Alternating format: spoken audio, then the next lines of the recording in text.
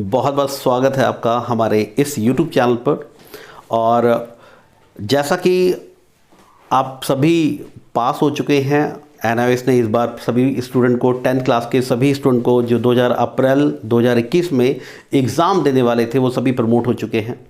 तो प्रमोट होने के बाद में इसके लिए मैं आपको बहुत बहुत बधाई देता हूं। और दूसरा, अब आप आते हैं क्वेश्चन कि भाई आपके बहुत सारे सवाल अभी आप पूछ रहे हैं कि सर मेरा प्रमोट होने पर क्या मार्किंग रहेगी, मार्किंग का क्या प्रोसेस रहेगा, मेरा प्रैक्टिकल नहीं हुआ था तो प्रैक्टिकल में क्या मार्क्स मिलेंगे, और अगर मेरा असाइनमेंट सिर्फ जमा है और प्रैक्टिकल नहीं हुआ है तो क्या कंडीशन होगी, अगर जिस एग्ज़ाम में सिर्फ थ्योरी का है और प्रैक्टिकल नहीं है तो उस कंडीशन में क्या होगा।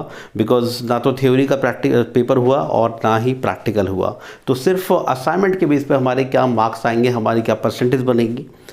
तो ये इस पर आज ये वीडियो है। और अगर आप ये जानना चाहते हैं तो फिर इसमें आपका सॉल्यूशन, इस वीडियो में आपके सॉल्यूशन मिलने वाला है, तो बने रहिए। और मैं आपको दिखाता हूँ कि किस तरीके से इन्होंने, ये क्या फॉर्मेट है आपको मार्क्स देने का और इस बार क्या प्रोसेस रहेगा। इसको समझने के लिए आपको थोड़ा सा मैं मार्किंग फॉर्मेट में एक्सेल में समझाता हूं, और उसके बाद आप भी उधर ऐड कर सकते हैं कि आपको क्या मार्क्स मिल सकते हैं।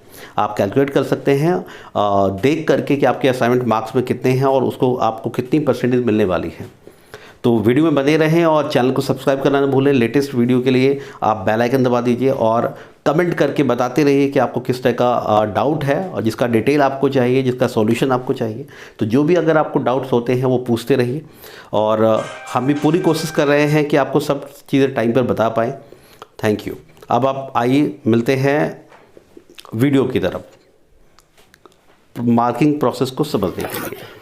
सो वंस अगेन, जैसा कि आप मार्किंग जानना चाहते थे कि मार्क्स कैसे आते हैं और मार्क का क्या प्रोसेस रहेगा, डिस्ट्रीब्यूशन कैसे होगा मार्किंग में, तो इसके लिए हमें समझना पड़ेगा। ये एक एक्सेल है और एक्सेल में मैंने ये सब्जेक्ट वाइज बनाया हुआ है। जैसे आप देख सकते हैं कि Hindi, English, social science, science, maths, home science, painting, data entry, almost सभी बच्चों के पास यही होते हैं, इसलिए मैंने इन सब्जेक्ट को लिया है समझाने के लिए। टोटल मार्क्स अगर आप देखें तो 100 मार्क्स का हर एक पेपर होता है। और इसके बाद इन जो मार्किंग का प्रोसेस वो 3 प्रोसेस में डिवाइड हो चुका है। जैसे सबसे पहले अगर बात करें तो असाइनमेंट की अगर हम बात करते हैं तो असाइनमेंट हमारे असाइनमेंट है, दूसरा है प्रैक्टिकल और तीसरा है थ्योरी। इन सभी को लेकर के जब इन सभी का मार्क्स ऐड होता है तो हमें 100 मार्क्स में से ये मार्क्स मिल जाते हैं, यानी 100 मार्क्स में से ये मार्क्स मिल जाते हैं जो हमने मार्क रिसीव्ड में पढ़ा हुआ है। तो जैसे मार्क्स रिसीव में है, ये वो मार्क्स हैं जिनमें 100 मार्क्स में हमें रिसीव हो गए हैं कि ये मार्क्स हमें मिले हैं जब हमने तीनों प्रोसेस किए हैं। अभी क्या हुआ है, कोविड की वजह से सिर्फ एक प्रोसेस हमारा कंप्लीट हो पाया जिसमें असाइनमेंट हुआ और प्रैक्टिकल नहीं हो पाया। तो पहले ये समझ लेते हैं कि असाइनमेंट कितने मार्क्स का है, प्रैक्टिकल कितने मार्क्स का होता है और थ्योरी कितने मार्क्स की होती है। असाइनमेंट में बात करें तो जितनी भी लैंग्वेज होती है वो लगभग 20 मार्क्स, लगभग नहीं बल्कि 20 मार्क्स का ही होता है असाइनमेंट। सोशल साइंस जिसमें कोई प्रैक्टिकल नहीं है वो 20 मार्क्स का होता है। जिसमें प्रैक्टिकल होता है उसके अंदर 17 मार्क्स का प्रैक्टिकल होता है। आपका मैथ का प्रैक्टिकल 70 मार्क्स का होता है, और होम साइंस 70 मार्क्स का होता है, पेंटिंग 6 मार्क्स का है, और डेटा एंट्री 6 मार्क्स का है। तो 6 मार्क में अब आपको क्या मिलता है, ये है ऑब्टेन मार्क्स। मैंने एक एवरेज लिया है कि हमने 50% अगर मिला किसी को तो क्या रहेगा, तो ये एक एवरेज है जो हमने इसमें तय किया कि ये हमें मिला है, ऑब्टेन मार्क्स है। साथ ही अब बात करें प्रैक्टिकल की, प्रैक्टिकल किसी भी यानी कुछ सब्जेक्ट में नहीं होते हैं और लैंग्वेज में बिल्कुल नहीं होता है, लेकिन science, math, home science, painting, data entry, इनमें प्रैक्टिकल होता है। तो इनकी बात करें, इसमें प्रैक्टिकल होता है और इनमें प्रैक्टिकल में टोटल मार्क्सिंग क्या रहती है, तो इसमें प्रैक्टिकल के अंदर बात करें तो इसमें 15 ये प्रैक्टिकल के हैं और ऑब्टेन मार्क्स इनको क्या दिए गए हैं, ये एक पासिंग मार्क्स के ऑब्टेन मार्क्स इनके पास मिले हैं, जो इसको मिनिमम मिलने पर स्टूडेंट पास हो जाता है। अगर मैथ का अगर प्रैक्टिकल आपने दिया और 6 मार्क्स अगर आपके नहीं हैं तो आप फेल हो जाते हो, या 6 मार्क्स से ऊपर होते हैं, 6 मार्क्स होते हैं तो आप पास हो जाते हैं और आपको दोबारा प्रैक्टिकल नहीं देना पड़ता है। सेम तरीके से अभी आगे भी है मैथ, होम साइंस या पेंटिंग में बात करें और डेटा एंट्री में बात करें। डेटा एंट्री और पेंटिंग के अंदर 28 मार्क्स मिनिमम चाहिए आपको पास करने के लिए। अगर आपके इससे कम मार्क्स होते हैं तो आप फेल हो जाते हैं, और वहाँ रिजल्ट में आपको शो होता है SYCP, यानी प्रैक्टिकल में आप फेल हो गए।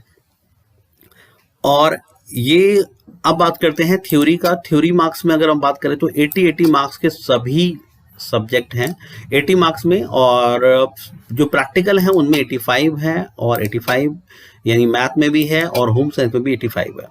आगे बात करें पेंटिंग में, क्योंकि 70 मार्क्स का ऑलरेडी प्रैक्टिकल हो चुका है, 30 मार्क्स का थ्योरी पेपर है और 40 मार्क्स का है। अब आप बात करेंगे, आप बोलेंगे, आपका क्वेश्चन हो सकता है कि आप बोलेंगे सर 70 मार्क्स का यहाँ पे हो गया, 30 मार्क्स का यहाँ हो गया, तो फिर असाइनमेंट क्या करेगा? तो असाइनमेंट एक इंटरनल असाइनमेंट है, इसको आधार माना जाता है जब आपका थ्योरी या प्रैक्टिकल दोनों साइड में, यानी थ्योरी में ऐड करने के लिए। अगर थ्योरी में मिनिमम एक लैंग्वेज मिनिमम एक मार्किंग लेके आनी होती है, लेकिन कुछ कम होता है तो वहां से उसको कंपेयर कर लेते हैं कि ठीक है वहां पे 4 मार्क्स का हम ऐड कर लेते हैं, तो उसको लेकर पास कर दिया जाता है। लेकिन यहाँ पर अगर बात करें ऑब्टेन मार्क्स कितने हैं, तो यहाँ पे ऑब्टेन मार्क्स जो है थ्योरी के अंदर वो देखेंगे तो 80 में से 26 आना चाहिए, और ये उस कंडीशन में आना चाहिए जब आपने असाइनमेंट दिया ही नहीं है। तो और 86 मार्क्स इस तरह से हो गया। अदर 80 मार्क्स अगर आपने असाइनमेंट दिया है तो ये 80 में से 26 मार्क्स आना चाहिए। अगर आपने 100 मार्क्स का दिया तो 33 मार्क्स आना ही चाहिए। सो 85 28, 85 में 28 आना चाहिए, 30 में 10 आना चाहिए और 40 में 12 आना चाहिए। सो इसके अकॉर्डिंग क्या होगा कि आपने ये सारे सब्जेक्ट जो आपके ऑब्टेन मार्क्स हैं ये आप देख सकते हैं। लेकिन अभी के टाइम में 2 प्रोसेस नहीं हुए हैं। पहला प्रोसेस प्रैक्टिकल आपका बिल्कुल नहीं हुआ है, और दूसरा थ्योरी नहीं हुआ है। तो ये 2 प्रैक्टिकल और थ्योरी जब नहीं हुए हैं और आपका जो हुआ है वो है असाइनमेंट।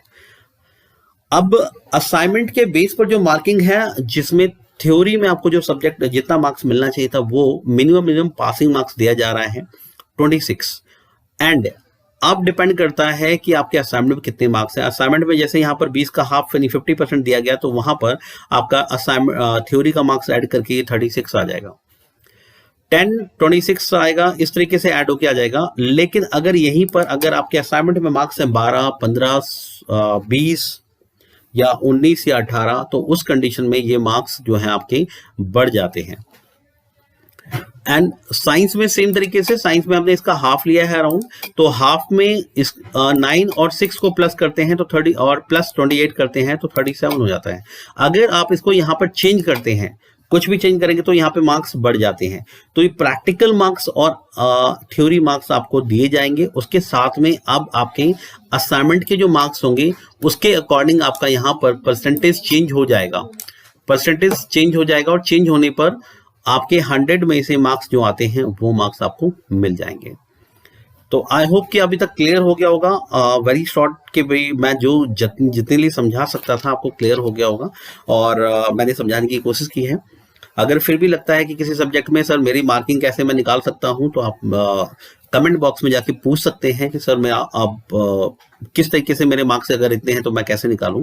और अगर आप इसको इस टेबल को बना लें और सेम तरीके से यहाँ पर अपने मार्क्स डाल लें असाइनमेंट में, जो असाइनमेंट को देख करके डाल सकते हैं, तो आप यहाँ पर अपने मार्क्स कैलकुलेट कर सकते हैं, वो मार्क्स आपको यहाँ पर मिल जाएंगे। अब आता है कि ये सर ये क्या पक्का है कि इसी तरीके से आएगा? ये अभी जो विचार चल रहा है वो इस प्रोसीजर पर चल रहा है कि इस तरीके से इस बार किया जाएगा, क्योंकि प्रैक्टिकल और थ्योरी नहीं हुए हैं, उस कंडीशन में इस पर विचार किया जा रहा है।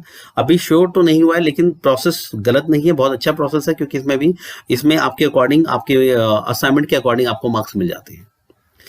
अब एक और क्वेश्चन हो सकता है आपका हो कि सर अगर मेरा तो असाइनमेंट ही जमा नहीं हुआ है तो क्या हो सकता है? मेरा असाइनमेंट अगर आपने जमा नहीं किया है तो आपका कुछ नहीं हो सकता है, आप चाह कर भी आप उसमें पास नहीं हो पाएंगे।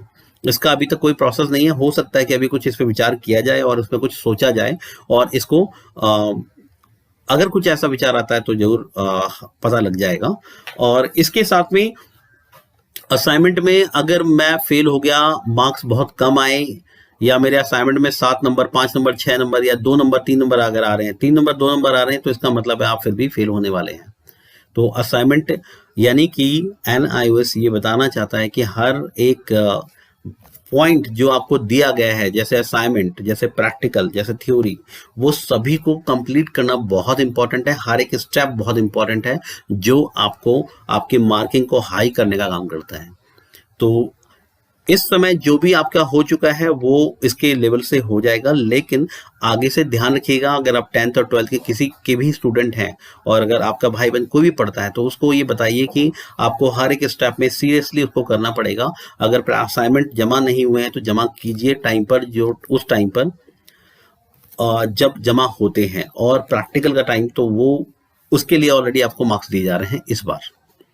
सो आई होप कि क्लियर हो गया। Thank you so much. And हाँ, इस वीडियो को बंद करने से बोलना चाहूँगा कि आप सब्सक्राइब जरूर कर लीजिएगा ताकि आपको नई नई वीडियोस मिलती रहें, इस पर अपडेट मिलती रहे। Thank you.